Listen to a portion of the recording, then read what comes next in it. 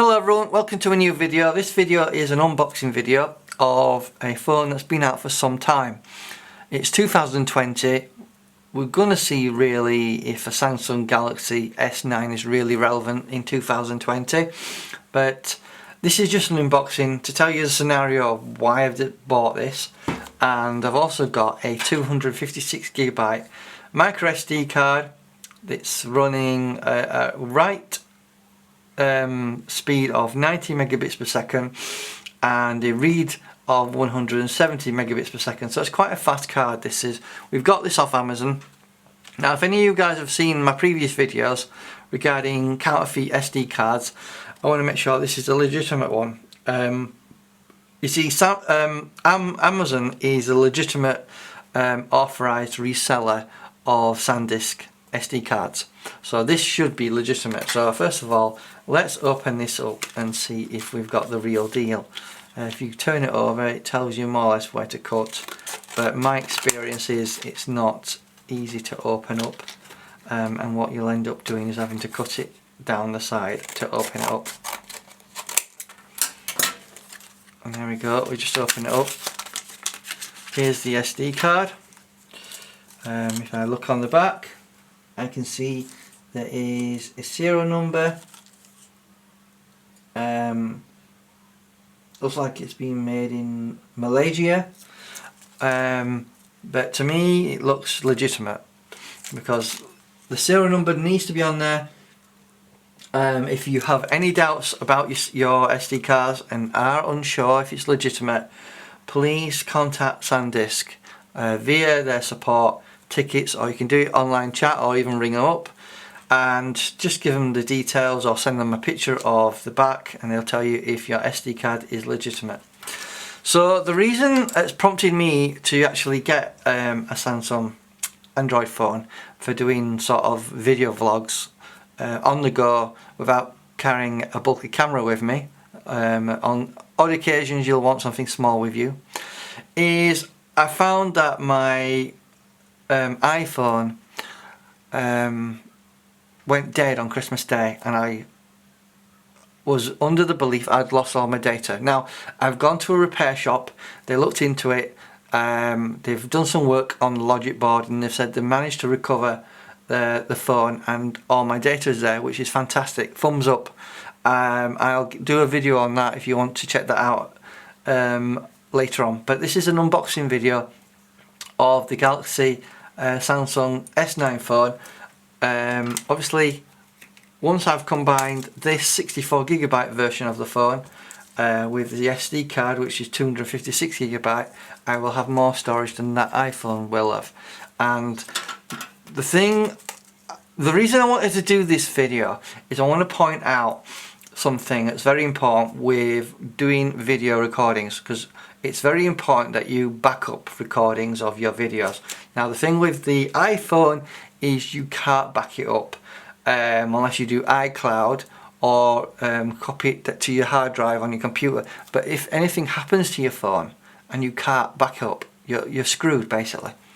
However, with an Android phone that allows you to insert an SD card, you will be able to take the SD card out if the phone is dead or dies, or let's say you dropped it in the ocean. There's a good chance your SD card will survive, and you can take your SD card out of your phone, put it in your computer, and you have your material. Providing you've saved everything to SD card, that is. You need to change that in your settings in your phone, but once you've done that, you will be able to recover your data even if the phone is dead. So this is why I wanted to do a video here on an unboxing of the Galaxy S9 phone, which is a relevant phone in 2020 still. It's still pretty fast. It's probably on par with my iPhone 7 in terms of speed, but it's got 2 gigs more RAM in this, because this has got 4 gigs. Obviously it's a smaller capacity in terms of 64GB versus the 256GB, but it is still relevant. So basically it's super speed dual pixel, 12 megapixels, super slow-mo that we've got on there, 8 megapixels autofocus selfie camera, so it's actually 1 megapixel better than the 7 that I've got. Stereo speakers by AKG, IP68 water and dust resistant. Iris scanner, as I said, 4GB of RAM, 64GB memory, wireless charging pad required. Now I bought 2 charging pads, so I'll be able to charge this up whenever I need to. Earphones tuned by AKG. So this is the box. Hopefully we'll have a look at, see what's in it, and we'll start opening it up. My recommendation is always get yourself a sealed phone if you can, because what you don't want is refurbished phones, you know, because you don't know what's happened to them. So here's the nice box, and let's see if we can open it up. There we go. There we go. That's the packaging. So here in the packaging, here we have a tool which I believe opens the micro card for putting your SIM in. There's a quick start guide here, which just roughly tells you how to charge it, what are the controls on the phone. Hopefully you might find that interesting to have a look at.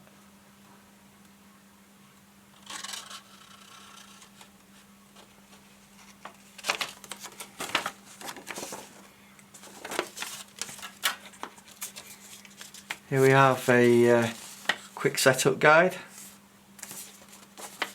Tells you how to set it up quickly, and then we should be able to get the phone out. This is the blue coral phone. It's glass on the back of it, so it obviously leaves fingerprints when you touch it. I've ordered a case for this, so that should give it some protection. This is the Infinity display, dual aperture f1.5 to 2.4. So obviously it's variable apertured, the actual lens on the camera. We have a fingerprint scanner on the back, which will unlock the phone, just like it would on the iPhone. The only difference is on the iPhone you use your thumb to unlock it, and with this you just turn it over and you use your index finger on the back of it. Stereo speakers, so we got stereo speakers on the bottom here and some on the top there, so it's like dual stereo speakers on there. Obviously it's a USB-C port there for charging. That's what it looks like anyway to me. And we've got a headphone jack there. So this is certainly quite a bit bigger. Here we have the iPhone 6 here, which is only a little bit bigger than the smaller than the iPhone 7, if not the same size. So the Galaxy S9 is a little bit bigger, a little bit taller, but in terms of width, it's about the same size. So this is my new phone. The advantage obviously of getting this Android phone over the Apple phones is, as I've said, you can put a micro SD card in, and I think that is invaluable from a photographer's point of view, of being able to pull data or pictures or movies off your phone that's stored on a micro SD card. Worst case scenario is this gets completely trashed, smashed to bits, run over by a car, dropped in the ocean. If you didn't know, salt water is very damaging to electronics, and it does a lot of damage to internal electronics, if you didn't know that. But the point of this video is, what I'm saying to you is having the ability to remove removable media manually from the phone whenever an issue happens with the phone is extremely important. I can't overemphasize that, guys, because to me, I couldn't care less about the phone. The phone is not an issue. The issue is being able to remove media from this phone easily. Yes, you have cloud backup that you can back things up to, but that's always through Wi-Fi. It takes a very long time. If you had something like 200 gigabytes worth of files to back up to the cloud, not only would you probably have to pay to have such a large amount of storage on the cloud, but it wouldn't be practical.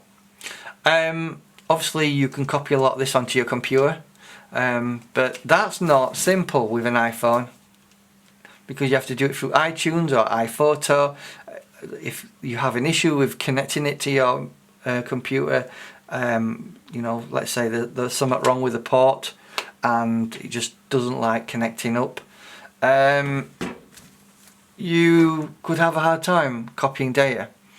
At the moment my iPhone 7 is temperamental, and whenever I connect it to my computer it kept disconnecting itself on a regular basis. So worst case scenario is if your phone breaks and you want to get your data off your phone, all you have to do is take the SD card out and slot it into your computer and copy the files to your hard drive. So much easier, so much simpler. So this is why I've gone for this. So this is the unboxing video. What else have we got in here?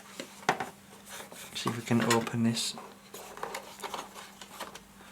Okay, that's the plastic moulding that was holding the actual phone.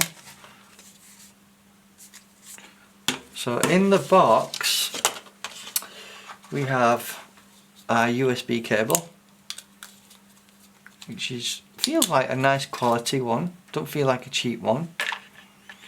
And obviously it's a USB-C connection, which seems to be the main connection that most devices are having these days, moving away from micro and mini USB connections. So that's quite nice to have. What else do we have in the box? We have an adapter here for full-size USB. So you've got USB-C to full USB, and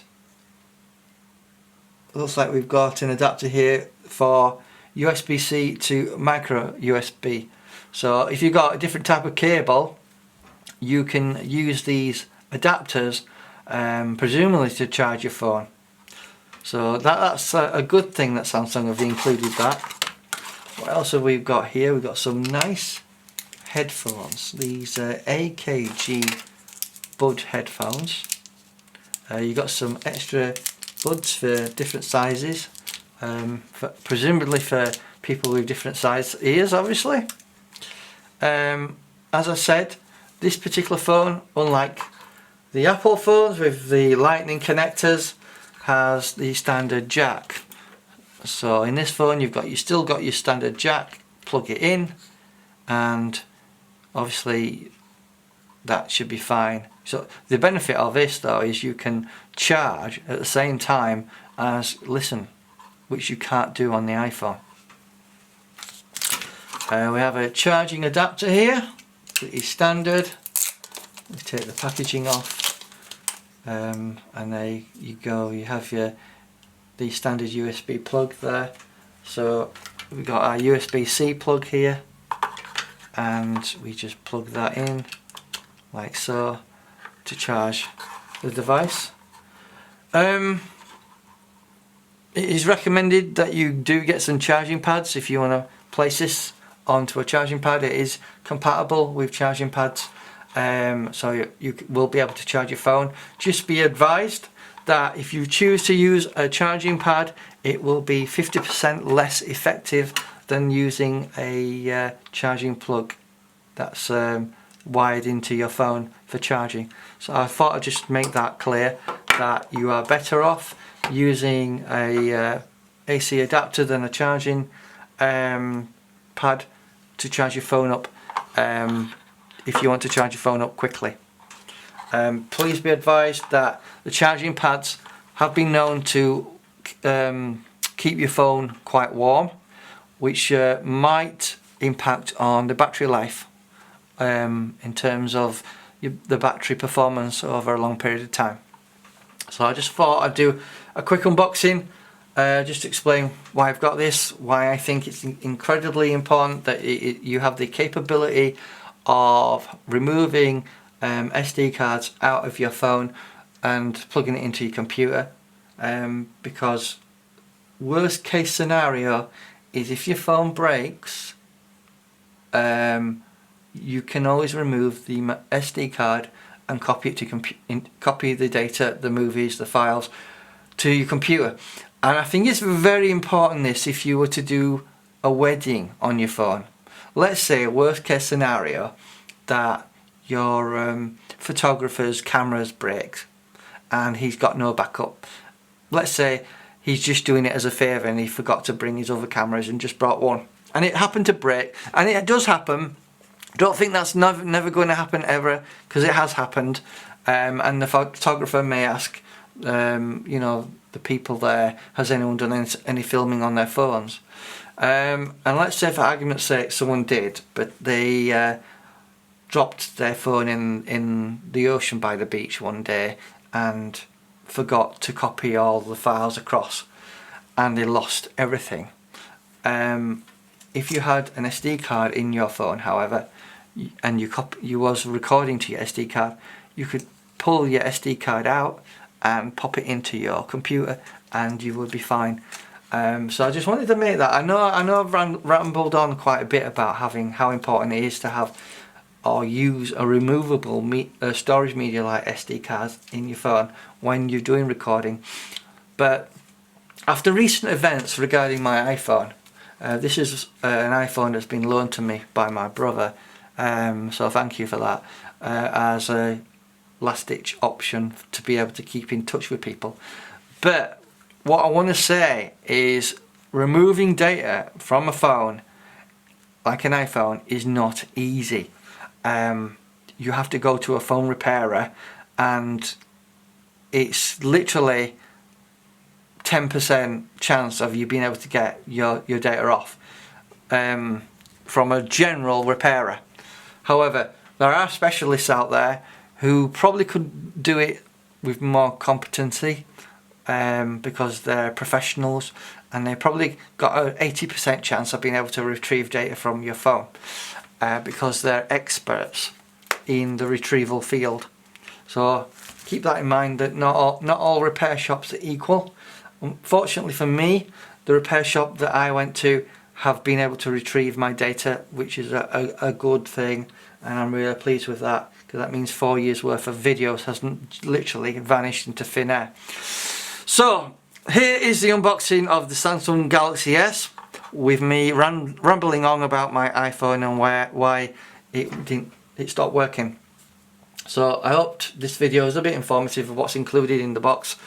You know, the box is quite nice, if I'm honest with you, so I would certainly recommend keeping it, because it's quite a sturdy, nice box, and obviously this will be very nice to have for anyone who wants a Samsung Galaxy phone. It's got the infinity display, so it's curved, and obviously you get a lot of screen real estate compared to using an iPhone. If we compare the screen size there, you know, literally if we have the screen,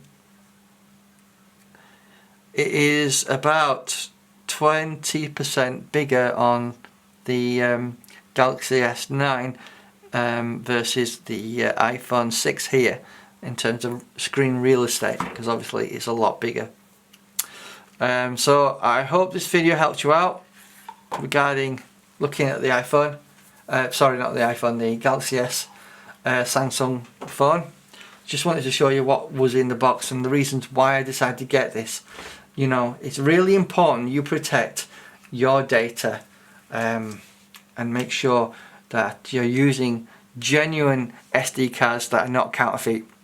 If you've watched some previous videos that I've done on counterfeit SD cards, you need to make sure that they are legitimate ones. How do you do that, you might be asking? Quite simply, check that it's got a serial number on the back. If you're still in any sort of doubt that it's legitimate and it's not from an authorized reseller like Amazon, for example, because there is a list on SanDisk's website of authorized sellers, just literally contact SanDisk and give them the serial number, a picture, explain where you got it from, and hopefully they'll be able to identify the SD card and tell you if it's legitimate or not.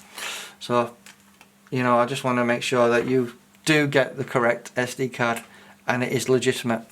Anyway, thanks for your time. Hope this video was informative regarding why I've gone for a Samsung S9. It's basically on par with the iPhone 7 in terms of speed and capability, but you're not reliant on the ecosystem of Apple. You know, if you're someone who dislikes Apple, you may prefer to go for a Android phone. All I would say is look for an Android phone that has the capability of using micro SD cards, and I hope this video helped you out. See you later, and thumbs up for watching this video, and I'll see you in the next one. Subscribe if you enjoy my content. Thank you.